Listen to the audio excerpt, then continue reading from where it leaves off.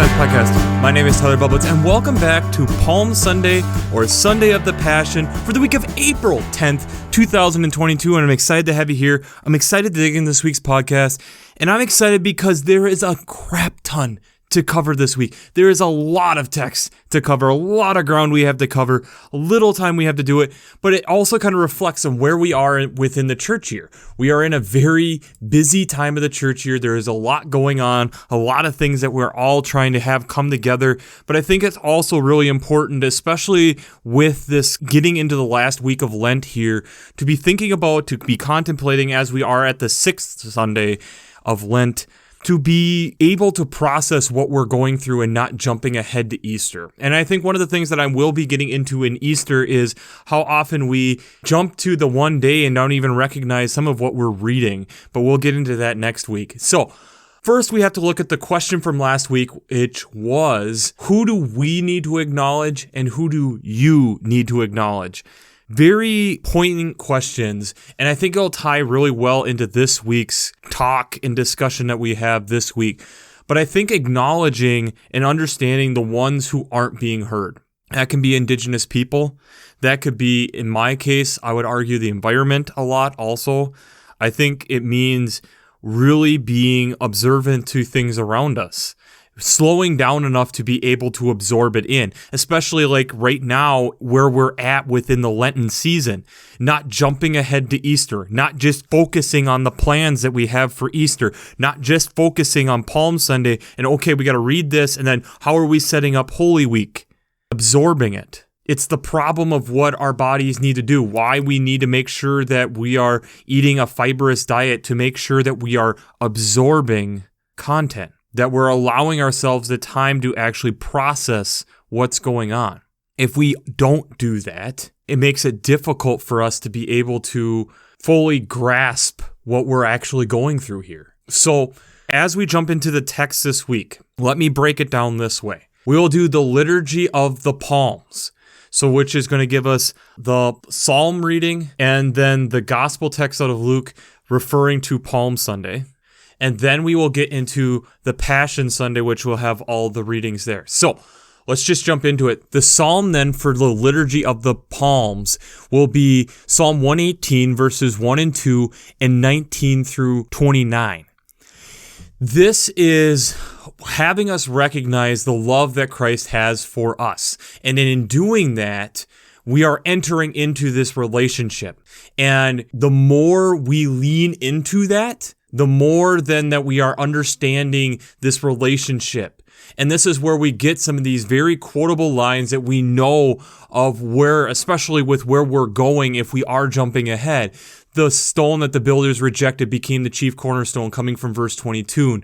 That we have this understanding of leaning into God more and more to recognize and know that our success doesn't come from us, but it comes from God, and it comes from God from what God is about to do, but also recognizing that the salvation of what God is doing for us, especially the Psalms being in the Old Testament, that it's that connection that we have with God, that we're laying things in front of Him, and that the steadfast love of forgiveness is what welcomes us into this next phase of connection with God.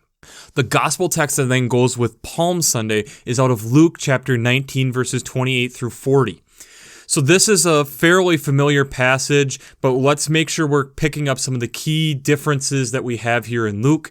We have Jesus is coming toward Jerusalem, and as he enters Bethany near the Mount of Olives, he tells two of his disciples to go out ahead and say there is a colt there that has never been ridden, untie it. If anyone asks about it, say the Lord needs it. This is exactly what happens, and especially one of the things that I was brought up in text study this week, it's one of the few times where the disciples are told something and they actually do it. This whole week as leading up to the cross, whenever the disciples get told to do something, they actually do it and do it well, which does kind of show a progression of where the disciples have gotten to. But I digress. They get this colt, bring it back to Jesus. They lay their cloaks on him, and he rides it into the backside of Jerusalem. There are no palms in this one that they're laying down at their feet, but they're laying down their cloaks on the road. They are praising him loudly and acknowledging him. saying, "Blessed is the King who comes in the name of the Lord, peace in heaven and glory in the highest heaven," coming from verse 38.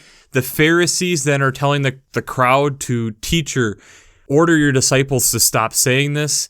And he responds with, in verse 40, "I tell you, if these were silent, the stones would cry out." Then let's jump into the Old Testament text then coming for the Liturgy of the Passion, comes from Isaiah chapter 50, verses 4 to 9a. This is talking about some of the difficulties of at times being the gift of teaching, where God has given Isaiah this gift of a teacher not to be rebellious, but to open the ears of the people, and that the ears of Isaiah is being opened to be able to hear the Lord, even if it means some of the insults or the pulling of the beard, the different things that are hard, that are difficult, but understanding that none of those adversaries stand up to what God does, and it's only God who declares them guilty. It's not for them to declare. The psalm that goes with the Passion is from Psalm 31, verses 9 to 16. And this then gets into some of the grief and distress of what we know is coming here. That when we are going through this trial and tribulation, this is where verse 14 rings out. "But I trust in you, O Lord. I say, you are my God. My times are in your hand. Deliver me from the hand of my enemies and persecutors. Let your face shine upon your servant. Save me in your steadfast love." Going to verse 16. That when these difficult times come, it's that those times we lean in heavier. We have to trust in God to get us through those difficult times. The New Testament text is coming from Philippians chapter 2, verses 5 to 11. And that God did this out of love for us. Not to put us on the equal playing field with God, but to connect us by doing it through the human form and emptying God's self for us. And how far that God was willing to go for that for us. And that in praise, in obedience, in thanks, that we recognize this and that we are humbled by this and realize that there is nothing that we can do that ever equals near what Christ did for us. The gospel text this week, you better grab hold tight because this is a lot of reading. We are in Luke chapter 22, verse 14 to chapter 23, verse 56. We are basically going through 2 chapters of Luke. So what do we all have covered here? There's quite a bit. There is Holy Communion being given for the first time in Luke's text and talking about how the disciples, even at that moment, are fighting between them on which of them is the greatest. Jesus kind of putting this aside, even calling out Simon, Peter, and recognizing that he is going to deny knowing Christ 3 times before the cock crows. And Jesus even acknowledging at that point what one of them will betray him. And that the things that they're going to need are different this time as he is going through this.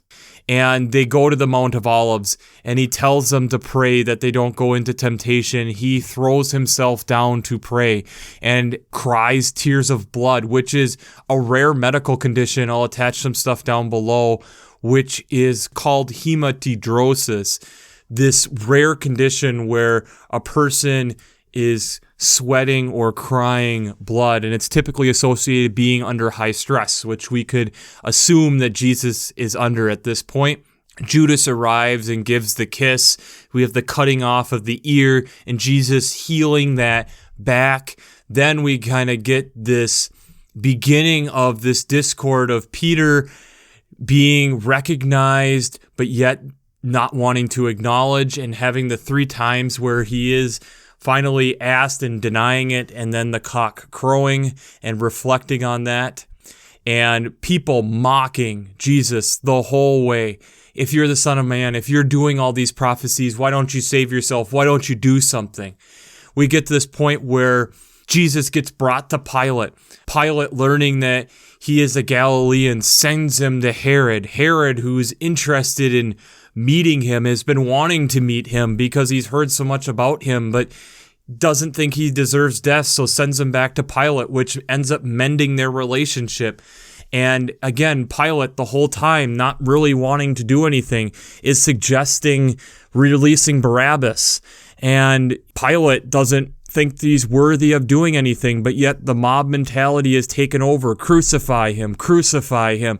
You then have Jesus having the bringing of the cross up to Golgotha, which isn't mentioned in the text, but bringing it up, and the process of that, getting where he's beside the two criminals, and one of him mocking him, and the other one saying, this man hasn't done anything. Well, why are you doing this? And Jesus telling him that he's going to join him in paradise for recognizing this. Jesus, again, then at the cross, being crucified and yelling out to God, Father, forgive them, for they do not know what they're doing. The people getting to the point where they're casting lots for him. He dies after being, again, continually mocked during this whole thing. And when this all happens, then a few starting to say, well, certainly this was something greater than what we had initially thought. And when that happens, he gets buried in a tomb that no one had been buried in. Joseph of Arimathea is the one to take his body, and the women see where he is buried. They are preparing their spices and ointments, but wait until after the Sabbath to go and honor Jesus in that way. So there is a lot in this text, and this is a very quick, brief skimming of what this whole text is. But before we jump into how faith and science come together this week, we have to do our shameless plugs for Working Preacher. If you haven't checked out Working Preacher, I'd highly recommend it. Between their Sermon Brainwaves podcasts, their commentaries, their discussions, having seminary professors talking about these texts along with other biblical scholars being able to write up commentaries on these and having multiple years worth, especially since I'm not an ordained minister, I really enjoy using them on a week-to-week basis to help bring you this podcast. I'd highly recommend checking out workingpreacher.org if you haven't checked that out. But I'd also highly recommend checking out the Revised Common Lectionary coming from the Vanderbilt's Divinity Library. One of the things that I think that really sets it apart, I really like how they lay out their texts. It really helps me as a podcaster going through these texts week by week. But the big thing is that they have the art to go along with it, going throughout time, throughout countries. It's really helpful to be able to see some fresh and new perspectives on how these texts have been looked at and thought about and interpreted. So if you haven't checked out the Revised Common Lectionary coming from Vanderbilt's Divinity Library, I'd highly recommend that also. This is a difficult Sunday because we are trying to celebrate things, but we're trying to also set ourselves up for what we know is coming. I talked about actually at a text study this last week how we interpret times at this time and space, how we understand the Holy Roman Empire at this point, how we're understanding Jerusalem. Imagine trying to be like a newspaper writer, if there was such a thing, and keeping up with the news. Because within 168 hours or 1 week, Jesus goes from cult hero to dead. And it's almost this twisting of how the public perceives him throughout this week changes that pushes this narrative forward. It challenges our thoughts and understandings. One of the things that I found this week that was really, really good, worth checking out, is a book called The Last Week. I'll attach some links down below. But one of the things that gets talked about with the Palm Sunday side of this is that this processional was almost a little bit of a mockery to the Holy Roman Empire, where they were having a very prestigious parade, bringing in your big royal figures, and in this case, like Pontius Pilate over the area, coming in through the main gates, where here Jesus is kind of coming in with this ragtag parade and celebration for Jesus by the peasants. And partially why the Pharisees are like, dude, don't do this. You're in Holy Roman Empire territory. Like, they're literally entering the gates on the other side here. Like, why are you doing this? And Jesus kind of sticking a finger a little bit to it, kind of, no, I don't care at this moment. There's reason for me to at least be acknowledged here for a moment. But I think also as we are moving into the passion part, I think it's recognizing how when Jesus has said some controversial things, and he'll do that this last week here at the temple, the people turn on him. These people who were celebrating him, maybe it was a small group, maybe it's a minority, but you get the impression that the people who were with him were no longer with him. As we even get in the Luke version of the Holy Communion, talking about that they were still with him, almost referencing that he's lost people this last week. And then we get into the crucifixion, like the whole public perception of Jesus has suddenly flipped on a dime. And it's one of those things where within the 21st century, we can understand this. This is our social media culture. How often we are so quick to make judgments and how quick public perceptions of people change drastically overnight. Here, Jesus is going through that. It almost seems too fast for it to be the first century.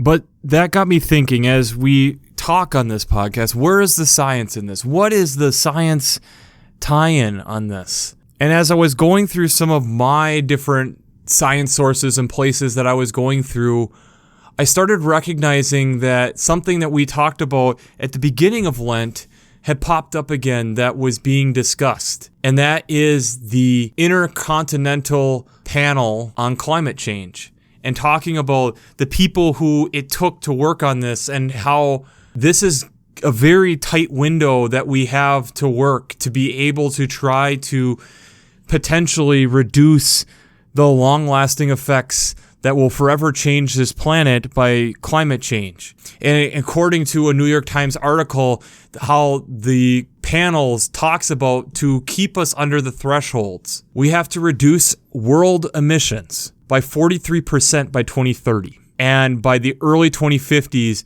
stop adding carbon dioxide into the atmosphere to make these goals of making sure that we don't increase the planet's temperatures by 1.5 degrees Celsius or 2.7 degrees Fahrenheit, which seems ambitious, which seems unobtainable in a lot of ways. And how, as a person being part of a first world nation and how I've grown up and how I understand the world as a white man in the United States, seems impossible. And it got me thinking about how do we get to this point in many ways. Science, in its essence, is the trying to understand knowledge, trying to obtain and learn about things. And a lot of times to learn things, we have to understand their past. And so if you look, and I'll attach some links down below, like when we started early climate science, first it was just understanding the atmosphere, understanding these things. But part of even what it gets into is like understanding our past. Doing ice cores and understanding what was the atmosphere like at that point, and understanding that there are air molecules that are trapped within the ice cores, that we then can understand what the parts per million of carbon dioxide was at the time of these different snowfalls when they compacted down, making layers of ice.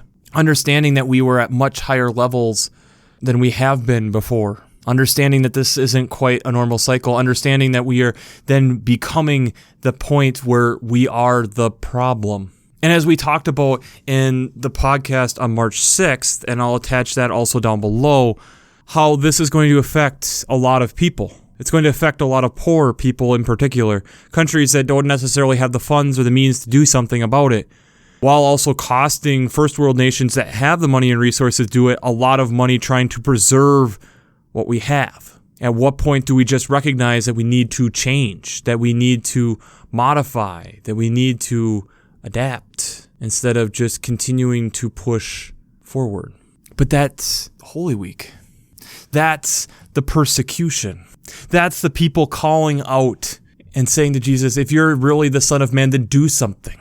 Then stop something. Make it all better. If you think about those comments, they're greedy comments. They're making fun of Jesus. They're comments of, it doesn't feel so good when you are on the wrong side of things, does it? You're wrong. You appear to be wrong. Then do something. Fix it. Or are we right? The prevailing thought, the way that things have always been, is right. And as we will see in the upcoming weeks here, and as we have been 2,000 years from the cross, we understand that that wasn't right. When I look at like the Isaiah text, where it's talking about the pulling out of the beard that I'm a teacher, the insults, the spitting. Does that not sound like where we're at in the world? And even me as a person who has grown up in this and is more of an environmentalist, I will also say when I'm looking at these reports and I'm looking at my life and I'm looking at what would need to change, and I just take a sigh and say, I don't know if I can do that. It seems like too much. But that's where I think it's really important to be looking at like the Philippians text, where the love of what Christ did for us to pour things out for us, but to also tie it back to Palm Sunday through the Passion, that the disciples do as much as they can, doing even what seem like little things until they get to the point where they can't do anymore. You see, for us to be able to drastically change the environment, it's not necessarily going to come from just government changing things. It's going to come from us. It's got to come from actions that we take, small changes that we do to make things better, things that we don't feel like are a big deal, but become a big deal. The analogy I kind of think about with it is you don't go to the gym one time and work out one time and suddenly are 100 times stronger. But it's those times that you keep going and slowly increasing weight that suddenly you look back and you're a lot stronger. The issue that I find is especially a lot of these IPCC reports have been telling us we need to make those small changes so it makes it easier to do this. But the problem is that we have ignored it, so now we do have to do a lot of small changes quickly to save what we know. Does that also mean potential for new things if we go into a world at higher climates? Sure. But it also means that everything that we've known before is completely out the window. And this isn't something that we are being led into by God, I would argue. This is something that we are imposing upon ourselves. The baggage and stuff that we are carrying along with ourselves because we are saying that this is important. Instead of switching to an economy that is based upon a system that's sustainable, that we can maintain, that the world can maintain, we have decided to go into a model that doesn't maintain it, that leads to death of everything we know. Now, I'm not going to sit here and claim that I'm a climate scientist and can completely tell you what's on the other side if we reach. I know life will be more difficult. I understand that we're suddenly going to have less land to deal with. There might be some things that are a lot harder, and we might have more mass extinctions than we already are having. But you can read through your reports yourself. But it's not that dissimilar to where the texts leave us this week. And as we kind of will hear these again on Monday, Thursday, Good Friday, Holy Saturday, these hang and they sit and they hurt. In my view, the environment is crying out. But I also don't want to be blind to this year as we're coming potentially back together and having some type of service together for Monday, Thursday, Good Friday, Holy Saturday that we haven't had in 2 years. There's a lot more that hangs on that cross this year. The things that we used to know that we can't go back to, the things that we have missed out on, the things that we're trying to come back to but we're realizing we just can't do, the traditions and things that might need to adapt and change now, the things that we have to stare and look ourselves in the mirror and say, is this worth it doing it this way, or is the pain no longer worth it? And some there, yes, but some need to be hung on that cross and like the flesh pass away.